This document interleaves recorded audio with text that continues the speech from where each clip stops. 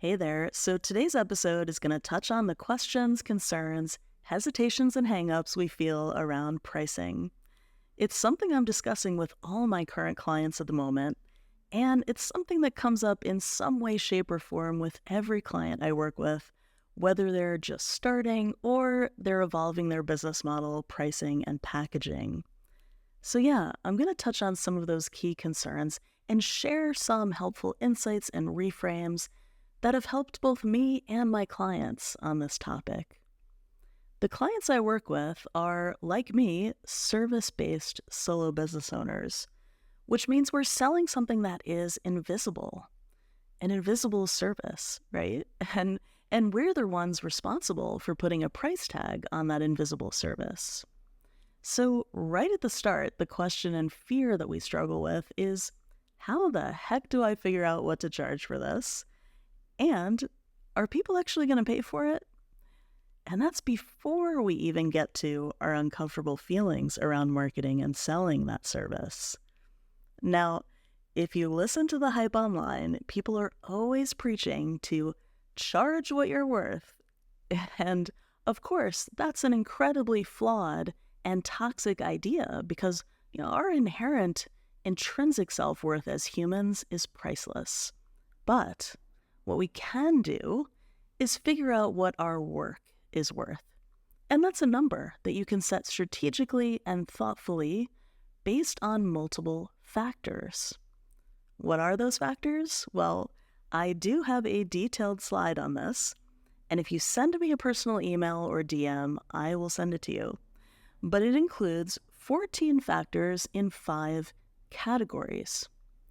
The categories are market research, knowing your numbers and goals, value factors, strategic considerations, and gut check. Because at the end of the day, ultimately, you're going to still have to pick a number, and that number has to feel good for you in your gut. But taking time to inform that decision, by carefully considering the price from multiple angles, feels and works better. Pricing, it's very emotional. It comes with all this fear and emotional baggage. You could even get into looking at the unconscious feelings you might have about money, given your past experiences with it, given your parents' relationship with money, how you've been socialized to think about money, and on and on. But there's no doubt, pricing is hard, even on a practical level. It's tough to know if you're overcharging or undercharging, and what is quote-unquote fair, when the fact is, as soon as you charge just €1 for your service, that already excludes a certain percentage of the global population who cannot afford it.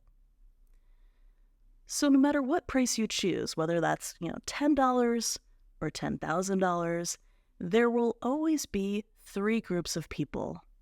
Some that think your price is low, cheap, or like you're undercharging. Some that will think your price is fair and just right. And some who will believe your price is too high, expensive, or unaffordable. So price is relative to the buyer's situation, market location, personal perception, and values, meaning what they value enough to pay a certain price for. And, this realization was super helpful for me because it helped me realize that I can't possibly appeal to and appease everyone. That is impossible. I have decided to set a certain price for my signature program, and whether or not you recognize the value of what I'm selling is not entirely under my control.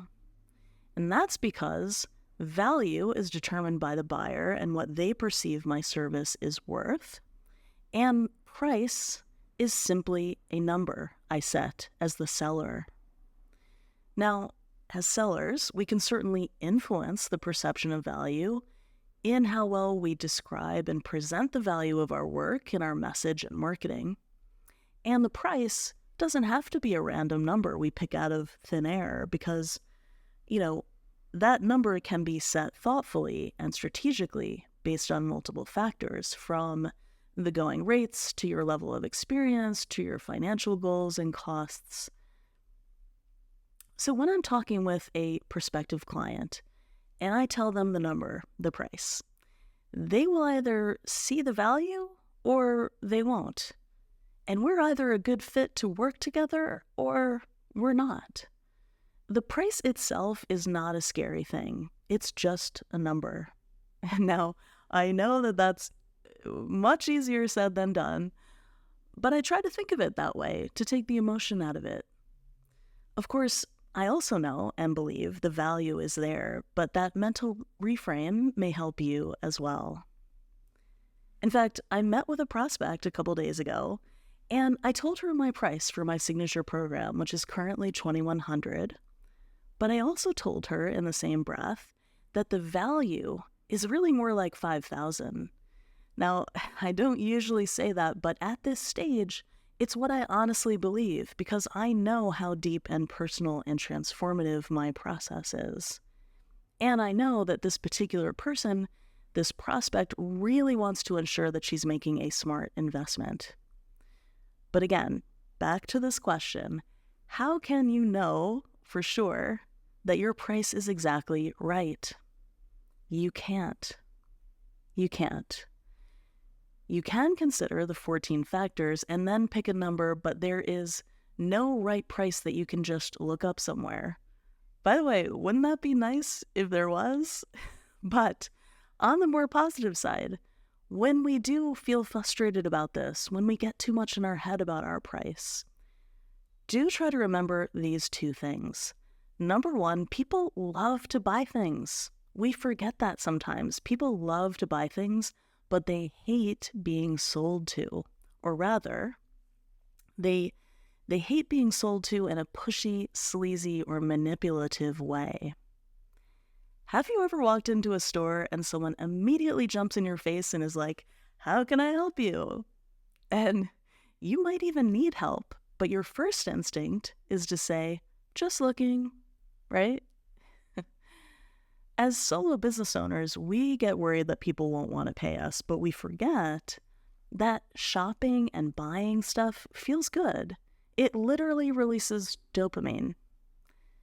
Buying things can make our lives easier, more enjoyable, or provide some kind of transformation. Buying things can, help us fulfill certain universal human needs, emotional needs, and desires. Think about any large investment you've made for something that you really value. How did that make you feel? Did you feel excited to buy it? You see, clients aren't investing in you as much as they are investing in themselves through you. Yeah?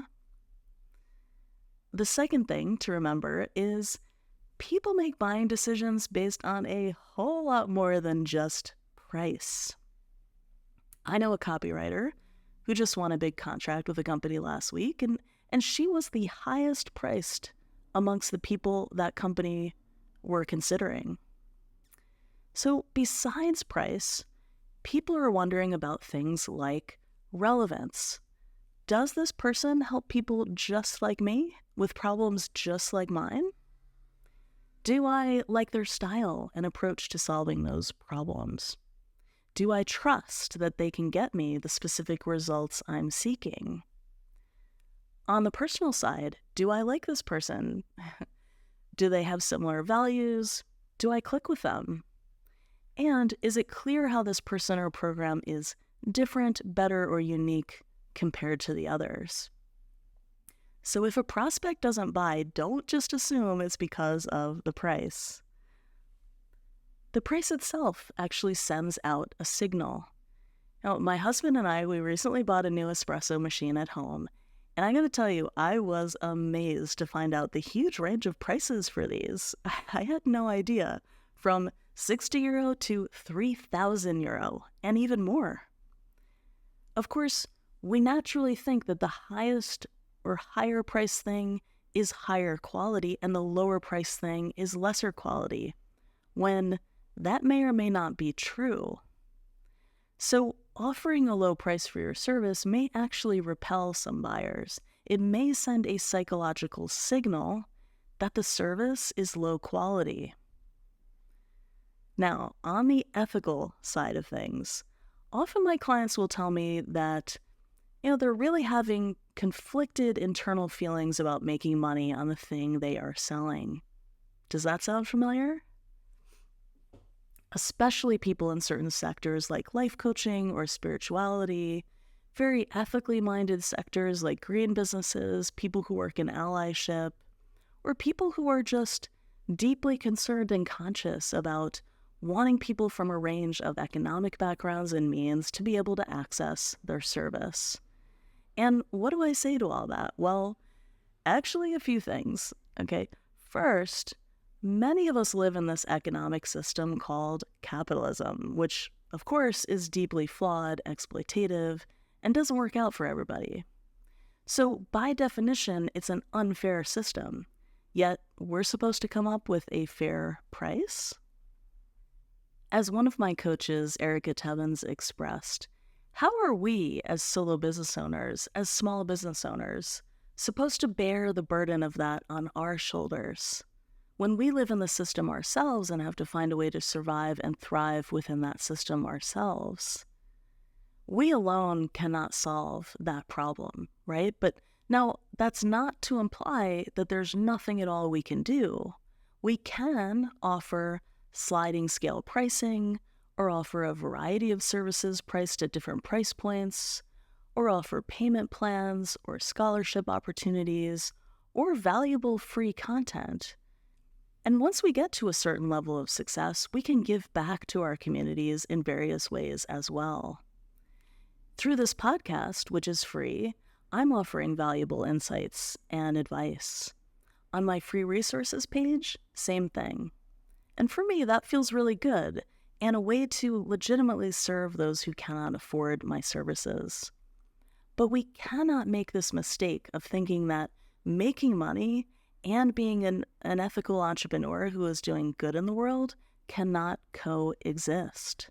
It can, and it must. Now, before I close this episode, one last thought around this fear we have. Will anyone even want to pay for this thing I'm selling? Especially if it's not a need-to-have item. To that I say, look around. Are others making money on that thing? Ask around. Can you do some market research? Some would argue that, for example, life coaching is not a need-to-have, and yet, for countless people, the value is priceless. And the market stats indicate that it is a $1.4 billion industry.